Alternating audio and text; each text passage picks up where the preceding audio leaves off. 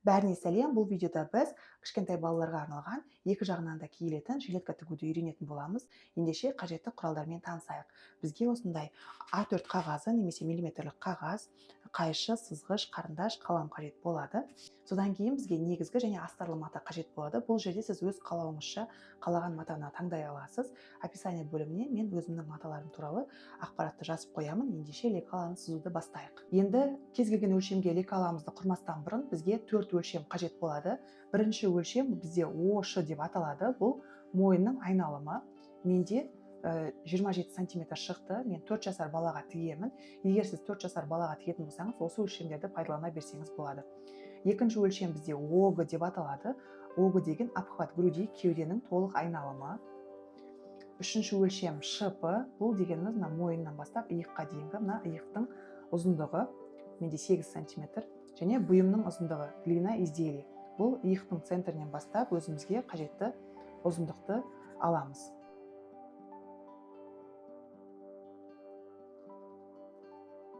Енді бізге осы лекаланы құру үшін бір формула қажет болады. Ол мына қолтық ойындысын анықтап алу формуласы. Оны қалай шығарамыз? ОГ бөлінген 6 қосылған 4 формуласы арқылы шығады. ОГ бізде 57, бөлеміз 6 қосылған 4, бізде 13/5 шығады. Ендеше сызуды бастайық. Ең бірінші бұйым ұзындығын сызамыз. Менде 42 сантиметр. Мына жақтан бір түзу сызық сызып аламыз. Енді жилеткамыздың мойнын шығару керек болады. Ол үшін біз ОШ-ны бөлеміз 6-ға. Менде 27 сантиметр, 27-ні бөлемін 6-ға, 4,5 сантиметр болады. Мына нүктеден 4,5 сантиметрді сызамын.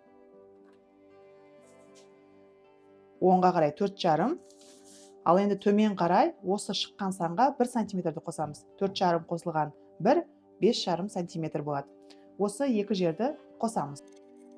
Бұл бізде алдыңғы бойдың мойны болады. Енді артқы бойдыңқы мына жерден төмен қарай 2 сантиметр сызып, мына нүктемен қосамыз. Бұл стандартты түрде. Кез келген өлшемге 2-ні қосамыз.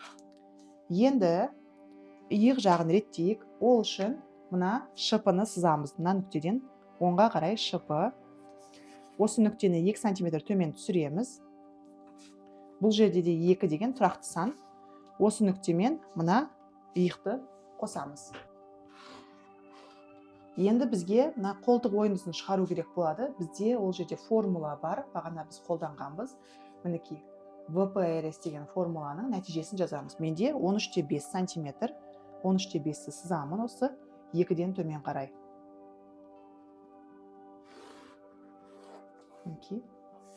Енді бізге кеуде сызығын өлшеп алу керек болады. Оны шығару үшін ОГ бөлінген 4 қосылған 2 формуласын қолданамыз.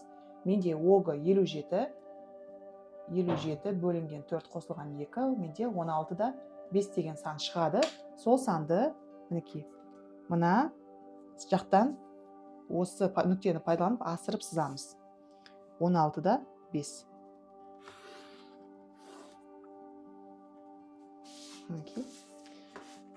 Енді осы сызықты төменге түсіреміз. Бұйым ұзындығына дейін. Бізде осындай бұрыш пайда болады. Осы бұрыштан 2 сантиметр көтереміз. 45 градуста. Енді осы нүктелерді қосамыз.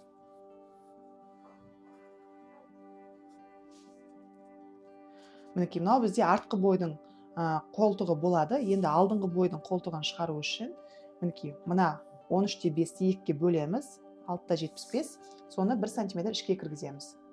Нүкте пайда болады. Осы нүктелерді қосамыз. Алдыңғы бойдың қолтығы кішкене ішке кірген болады. Осылай. Енді жилеткамыздың мойны бізде бұндай тақалған болмайды. Біз кішкене ашатын боламыз. Ол үшін мына кеуде сызығына дейін соссақ болады. Мына 2 бұрыштан 5 сантиметр сызып, мына жерді дөңестейміз. Сіз мына мойын ұзындығын қалаған жерге шейін соссаңыз болады. Кеуде сызығынан бір 5 сантиметр түсіріп, осылай соссаңыз да болады. Және осы жилеткада бізде қалта болады. Қалтаны осы бір жерге өзіміз сызсақ болады. Бұйым ұзындығынан бір 6 сантиметр көтерейік. Центр тауып алдық. Мына жақтан 6 сантиметр көтердік. центр таптық. Енді бір 8 сантиметрлік биіктіктегі қалтаны сызайық. 8-де 8 болсын. Бұл жерде қалтаны қалаған пішінде, қалаған көлемде сыза бересіз. Ондай қатып қалған ереже жоқ. Қалтаны тікпесеңіз де өз еркіңіз. Енді мына бұрыштарын кішкене осылай дөңгелетеміз.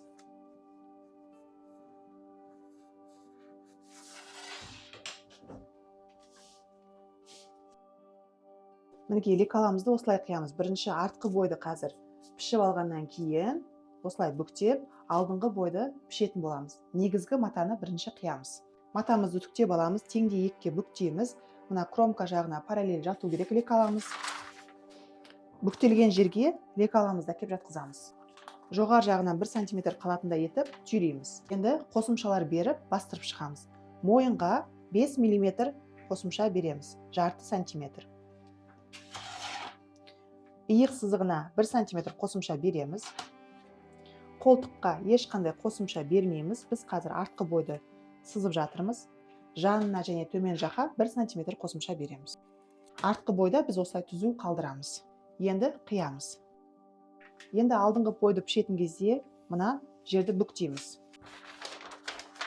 Қолтықты да оямыз. Жан жағынан 1 сантиметр қалатындай етіп осылай түйрейміз.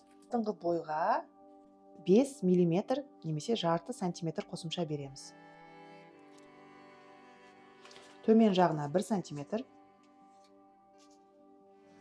Жан тігісіне 1 сантиметр. Қолтыққа қосымша бермейміз. Жоғар жағына 1 сантиметр. Қиямыз. Қалтаның лекаласын қиып аламыз. Ол үшін қалтаны теңдей бүктейміз. Осылай қиямыз.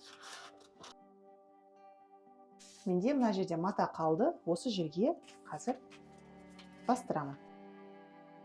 Мінекей. Жан жағынан 5 мм қалатындай етіп қиямыз. Астарлы матамызды үтіктеп аламыз. Оң жағын бір-біріне қаратып жатқызамыз. Кромкаға параллель етіп лекаламызды немесе осы матамызды жатқызамыз. Бормен бастырып аламыз, содан кейін қиямыз. Енді бізге ені 4 сантиметр, ұзындығы бір 18-20 сантиметр болатын 4 мата бөлігі қажет болады. 4 бауымыз дайын. Біз мына қалтаның жан жағын осы астарлы матадан матаны қиып, осылай өңдейтін боламыз. Сол үшін қалтаны толықтай өлшеп аламыз. Ұзындығы 38 сантиметр болатын, ені 4 сантиметр болатын 2 мата бөлігін қазір қиып аламыз. Экранда жилеткамыздың барлық бөліктері тұр. Ең бірінші біз мына майда бөліктерін тігіп алуды бастаймыз. Мынау бізде бауға арналған бөліктерін қазір үтік үстеліне барып, бір жағын осылай 1 сантиметрге қайырып, теңдей екіге бүктеп, содан кейін әр бөлікті 1-1 сантиметрге қайырып үтіктеп аламыз. 4 бөлікті де солай жасаймыз. Екінші, мына бөліктерді біз үтік үстеліне барып, теңдей екіге бүктейміз. Мінекей осылай. Сосын 1-1 сантиметрге ішке қайырып үтіктеп шығамыз. Мінекей 4 бауымызды шетіне 1 мм жеткізбей тігіп алдық. Бауларымыз дайын. Енді қалтаның шетін өңдеуге арналған астарлы матадан мына жоғар жақтарын тігіп алдық. Енді ары қарай жалғастырамыз. Қалтаны алып келеміз. Артық матаны қиып тастаймыз. Матаны осылай видеодағыдай жатқызамыз. 1 сантиметр асырып, осылай айналдыра қазір тігіп шығамыз. 1 сантиметр асырып қиып, тура жаңағыдай аяқтаймыз. Дайын күйінде осындай өңделген қалта пайда болады. Қалтаның орнын белгілеп аламыз. Қалтамызды орнатып алдық. Енді артқы бойды алып келеміз. Иық тігістерінен қосамыз. Тек қана иық тігістерінен қосып тігеміз. Тігіп аламыз бәрін. Мінекей қалтаны қосып тіктік. Иық тігістерін қосып тіктік. Тігісті екі жаққа қаратып үтіктедік. Астарлы матадан да алдыңғы артқы бойды иық тігістерінен қосып тіктік. Енді негізгі матаны алып келеміз. Осылай жатқызамыз. Төмен жақтан жоғары қарай 20 сантиметрді өлшейміз. Бірінші жер және 10 сантиметр ары қашықтықта екінші бауды орнатамыз. екінші жаққа көшіреміз. Бауларымызды алып келеміз. Мінекей мына бүктелген жері сыртта жату керек. Мына бүктелмеген припуск осылай жату керек. Мінекей осылай түйреп алғаннан кейін ашамыз. Енді астарлы матаны алып келеміз. Біз қазір астыңғы бөліктің мына ортасынан бастап, мына мойынды толықтай осылай мына жерге шейін айналдыра тігетін боламыз. Ең бірінші түйреп аламыз.